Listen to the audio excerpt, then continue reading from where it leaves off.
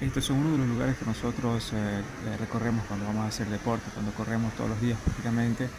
Y es una cosa muy, muy buena, es algo que ayuda muchísimo porque transcurro el tiempo junto a mi amigo fiel y leal Blanco Sticking.